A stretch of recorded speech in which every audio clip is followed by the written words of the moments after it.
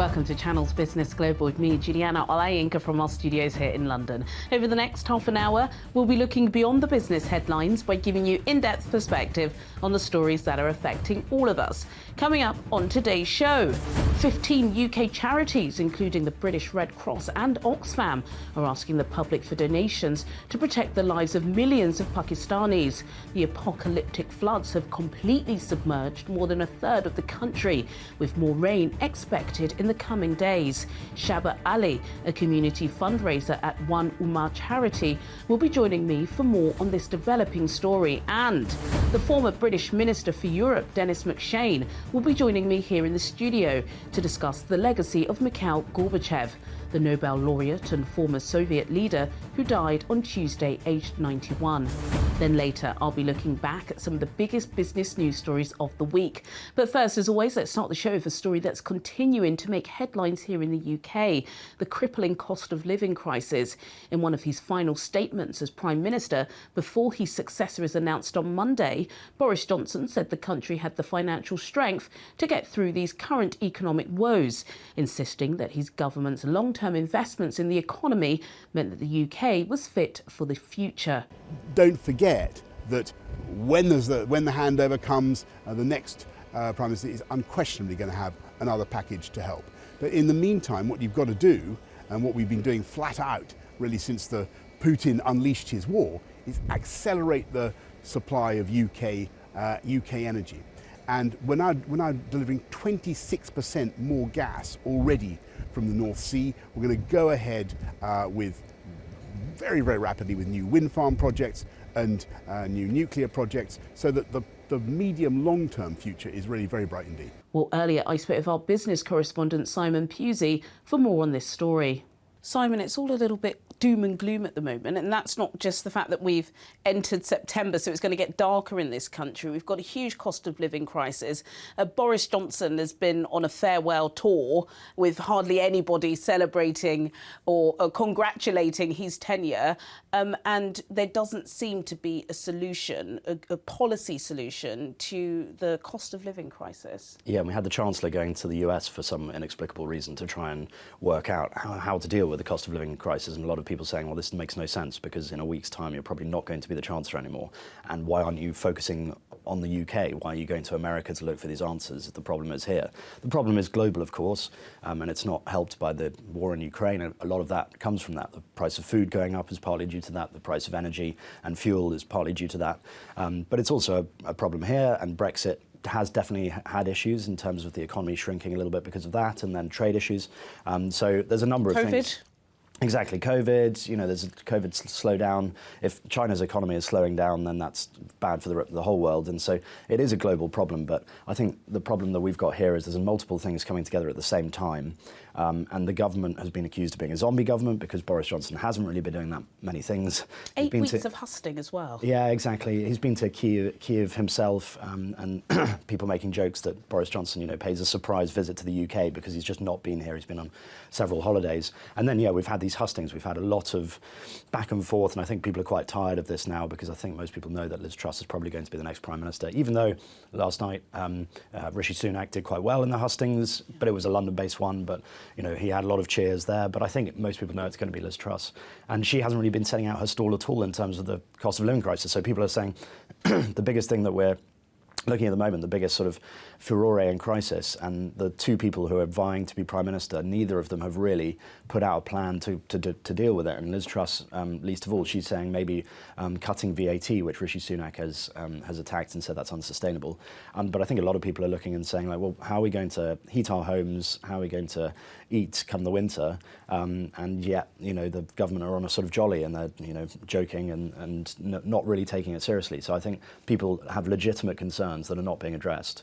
And as you say, we enter winter, we don't know who's going to be Prime Minister yet, but they don't seem to be really tackling this problem, which is the thing that everyone is talking about. And Boris Johnson is not really helping by going on holidays and then going to Kiev, even though obviously he's done well with Ukraine. The Conservatives not really grappling with this, and it's a really big chance for Labour to sort of seize the reins and say, this is why you should vote for us in the next election. Thank you, Simon. Thanks. To other big news now, this week's death of the 91-year-old Nobel laureate Mikhail Gorbachev has highlighted the stark differences between the Russia today at war with the West and the one that the former leader envisaged. While pro-Kremlin commentators and politicians have criticised his legacy, other world leaders have praised the former Soviet leader for his pivotal role in ending the Cold War peacefully. Well, for a detailed assessment of his legacy, I was earlier joined in the studio by Denis McShane, a former British Minister for Europe. Denis McShane, it's an absolute pleasure having you back in the Channel's Business Global studio. I can't wait to feast upon all of your knowledge. We're going to have to go on a history lesson, but first, I want to talk about the news that's just broken about Vladimir Putin not attending Gorbachev's funeral on Saturday. According to the Kremlin, it conflicts with his diary, but surely this should be at the top of his agenda. Gorbachev is a hero here and in America and in other Western countries. He is loathed in Russia. It's difficult to get this over to people. I mean, I think he was a great man, not flawed. I mean, some of the hero worship stuff for the last 24 hours has just been silly.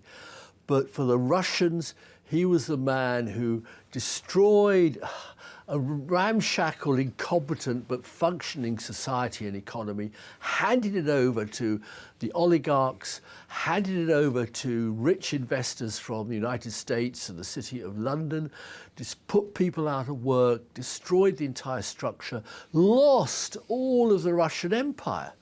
I mean, in Britain, when I was little, the accusation against Labour and even some Conservatives was, you lost our empire. Where's our empire gone? You sold it all out. So Gorbachev, I'm afraid, is not that popular in Russia. I'd be very surprised if there are big queues there. It's a complicated subject. And Mr. Putin wants nothing to do with Gorbachev because he wants to restore the empire that Gorbachev dismantled. It's interesting, actually, because, of course, the past 6 months, all we've heard is anti-Russian sentiment on Western airwaves. And then, of course, we hear about this death and all of a sudden the tributes pour in. I presume it's the reasons you've just listed. Yes. I mean, Gorby was everybody's favourite Russian because for the last 20 years he's done nothing except moan about Putin. So since we all aren't very fond of Putin now, we do like the memory of Gorby. Let me say again, I think the Polish people, when they created Solidarność in 1989, they had free elections, they had a free government. This was well before the Berlin Wall fell. That was finally the move that persuaded Gorbachev and the Kremlin to say, we just can't carry on. The dictatorship, totalitarian era is over. But I don't think Gorby ever, remember he sent soldiers to kill and massacre people in Georgia, in Lithuania, in Azerbaijan. He wasn't some kind of softly, nice, cuddly, friendly teddy bear of a man. He was a brute. He'd been a dictator all his life. He'd been imprisoning people all of his life until just the last little period. The Russians really are wonderful, great nation, great people, great science, great culture, great education, but they're still lost. Putin is leading them into the dead end of a war in Europe, and nobody does war in the modern world without emerging as a big loser. What does his death symbolise? Where have we left in history now that he's passed? The 20th century's gone.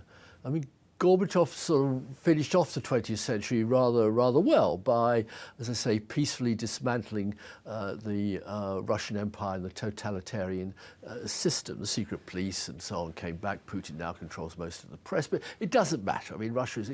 I went there a lot. I was in East Europe working with Solidarność, with the opponents to communism in Czechoslovakia and other countries, as it was then called. Gorbachev undoubtedly just drew a line under the era of Stalin and of Soviet communism. Contrast, for example, at the same time, 1989, what are the Chinese doing? They are sending the tanks into Tiananmen Square to crush the young people of China who wanted the kind of freedom that now was being offered by Gorbachev to the Russian people. But there are an awful lot of Russians, and Putin is one of them, who actually admire China's ruthlessness, its willingness to massacre and kill. We've just seen the UN report today on China, human rights violations of the genocide of Muslims in Xinjiang, the Uyghurs. Putin thinks that that is the best way forward. And all over the world, there are now more autocratic, authoritarian states than there were 10, 15 years ago. It's not the brutal repression of communist totalitarianism, gulags, or the current Chinese repression, but nonetheless there are people turning to authoritarian leaders because the democratic system doesn't seem to offer a great way forward. Absolute pleasure listening to you in the studio. Thank you so much. My pleasure too. In other news, worries about the looming recession have led the pound to slide sharply against the US dollar in the month of August.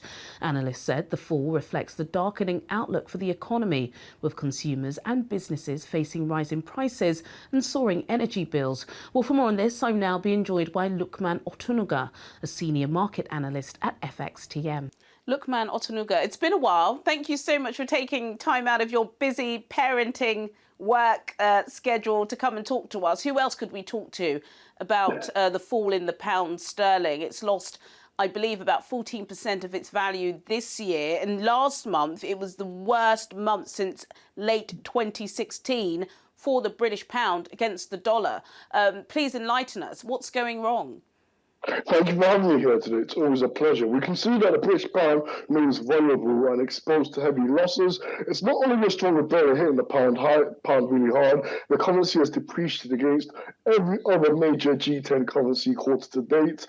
In the UK, we have deteriorated UK fundamentals, recession fears, political uncertainty, and most importantly, a timid Bank of England. While other central banks across the world, like the European Central Bank, the Fed, the Bank of New Zealand, Bank of Canada, have switched into higher gear to fight inflation, the Bank of England remains cautious. And this has widened the interest rate differentials between the British pound and other G10 currencies, encouraging investors to sell off the pound.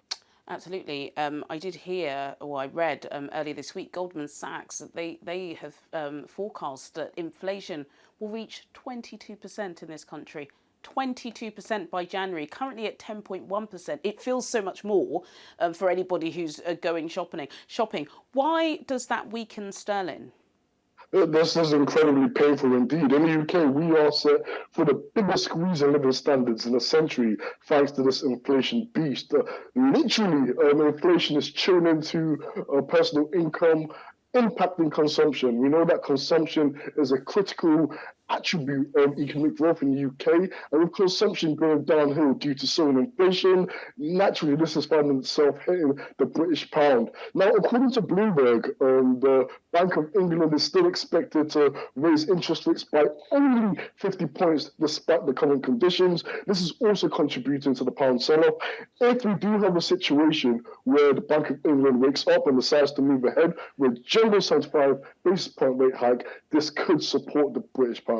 Thank you for those valuable insights there. Before I let you go, Lukman, I've got to speak to you about the war in Ukraine because I've not spoken to you in the past 6 months. How has that had an impact on the euro and other currencies? I think it's fair to say that the war in Ukraine has been a fundamental spark that's caused a lot of key themes across markets. The concerns over geopolitical risks and soaring inflation due to the rising commodity prices, increased fears of a stagflation in Europe. This sent the euro tumbling against the dollar and other G10 currencies, but I think this was the key spark that saw the euro dollar hit parity against the dollar a few weeks back. The war in Ukraine has fed inflation fears, resulting in central banks across the world raising rates. This has supported the dollar at the expense of the euro. Also, emerging markets have also felt the pain because as the dollar appreciates due to the Fed moving ahead with aggressive rate hikes, emerging markets currencies are in the direct firing line. Wow, gosh, Lukman Otunuga, it's always a pleasure speaking with you. Do come back more often soon. Lukman Otunuga, Senior Market Analyst at FXTM. Thank you so much for your insights today. Well, coming up on Channel's Business Global, I'll be joined by Shaba Ali, a community fundraiser at One Ummah Charity, to speak about the unfolding humanitarian crisis in Pakistan. And I'll be looking back at some of the biggest business news stories of the week. All of this after the break. Do stay with us. Welcome back to Channel's Business Global with me, Juliana Olayinka, from our studios here in London. In a moment, I'll be joined by Shaba Ali, a community fundraiser at One Ummah Charity. But before then, here's a breakdown of the biggest business news stories of the week. Russia has halted the flow of natural gas through the Nord Stream 1 pipeline, claiming it needs to carry out maintenance work. State-controlled energy giant Gazprom announced in advance that the flow of gas to Europe would cease for 3 days until Saturday. Russia has been accused of weaponizing gas supplies to the continent, which has fueled a cost of living crisis. English Premier League clubs have produced what has been a record-breaking transfer window, having spent more between them in any other previous season. Transfer deadline has passed. Liverpool have made the most expensive signing of the window, with Uruguayan striker Darwin Núñez joining for a club record £85 million fee. Elsewhere, Manchester City's £51 million move for Erling Haaland is already paying dividends, while North London rivals Arsenal and Tottenham have both strengthened their squads this summer. British banking giant Barclays has pulled out of Africa after more than a century. The FTSE 100 lender said that it planned to offload its 7.4% holding in the South African lender Asper in a final withdrawal move that was started about 6 years ago. The business confirmed it had one remaining office in Johannesburg with around 15 staff who work with investment, corporate and private banking clients and more than 100 Africa-focused bankers across the globe.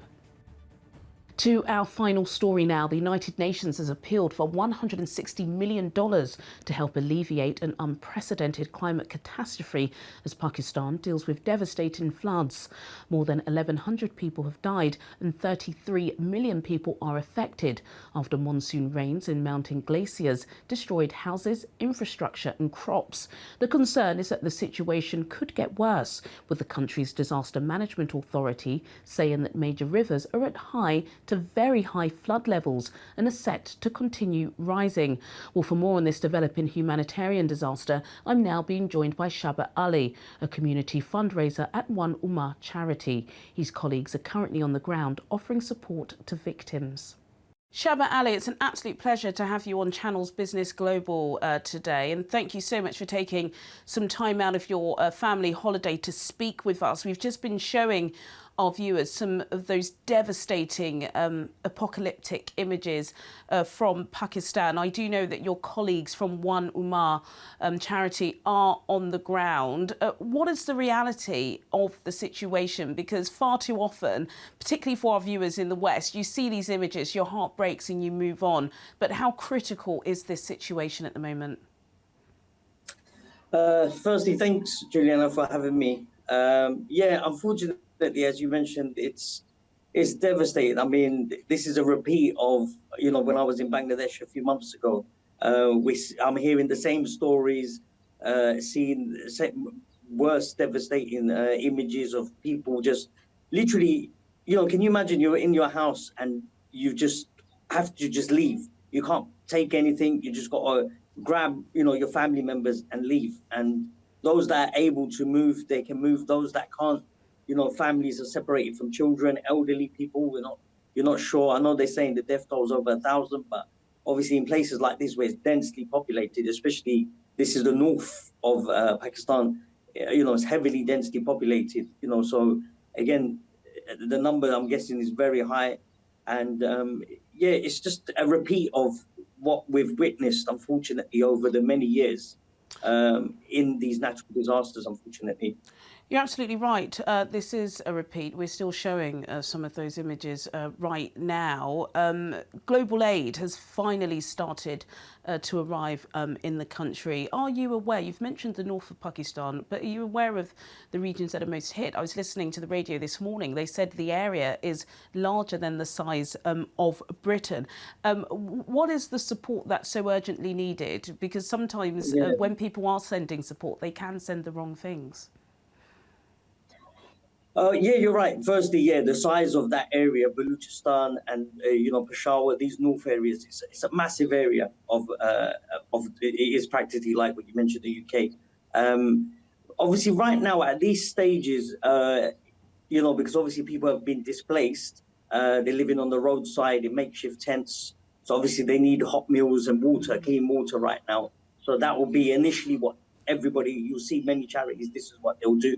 And then eventually they'll start, when people kind of settle somewhere, they'll start giving out food parcels, food packs, depending as well who's able to actually cook food. That's the other thing they'll have to look at. Then we'll start building temporary shelters as well in certain areas as well. So it's kind of right now is people just need a hot meal as well as some water, but the other stuff will phase in very slowly as the days go on and things start to unreveal themselves. Absolutely. Shelter too being one of them. I know this is going to have a knock-on effect on bordering nations. You mentioned that this is a repeat of certain scenes that we've seen throughout the year. Most recently, as you said, in Bangladesh. I know you was on the ground there. According to the UN Secretary General, Antonio Guterres, he says that South Asia is one of the world's worst climate crisis hotspots. I wasn't aware of that. Is the One Ummah charity witnessing similar humanitarian disasters taking place in other parts of that region? Yes, unfortunately, it's true. I mean, we can discuss about the whole climate issue and this, that, and that, but that's something, the powers to be need to take action on that. But yeah, the reality is we are seeing, I've been involved in charity work for the past decade, and to be honest, it's just got worse. Every year we're hearing crisis from different countries. It's just got worse. And unfortunately, not just South Asia countries, you see, not long ago in places like Uganda, there was, floods as well. And you're hearing these things in these countries. It's sad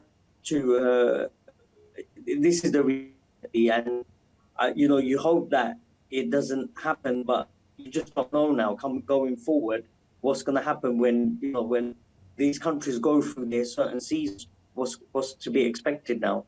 Absolutely. I know you've been a charity fundraiser for some time now, and I think there have been some concerns, particularly from diaspora communities living in Europe, living in the UK, that when a disaster happens in their nation, the world turns its back. So it can be on the headlines or at the top of the news agenda for a couple of days, and then it goes away. We know that the devastating situation in Ukraine has taken up lots of column inches as well as lots of aid. Are you concerned about that? The fact that depending on where the disaster happens shows the amount of support that the members of the public will be prepared to give?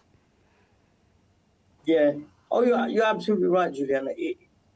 This is something, we've been seeing this pattern for not just recently. For the past decade, from what I can remember, this is what we've been seeing. Sadly, when South Asian countries, as well as, any African country that goes through some sort of crisis, it's there at the bottom of the list. It'll probably just get a brief mention because we're not looked upon as we say we're second-class citizens. That's what we're looked at. We're not looked at upon as being, this happens regularly to you guys. So, there you go, carry on. I think that's the way we're looked upon, unfortunately. And, what message does that send to, us living in that community and our younger generation as well? Absolutely. Well, I know that there's a large Pakistani diaspora in the UK who are doing as much as they can, and I do believe that aid is slowly starting to trickle in. But we are watching carefully because apparently lots of these monsoon weather patterns are going to continue to batter the already underwater nation. But Shaba Ali, a community fundraiser at One Ummah charity, thank you so much for taking the time out to join us, and do enjoy the rest of your break. Well, sadly, that's all we have time for today. But as always, do get in touch with your comments and suggestions. I'll see you at the same time next week for more in-depth business analysis on Channel's Business Global. Goodbye.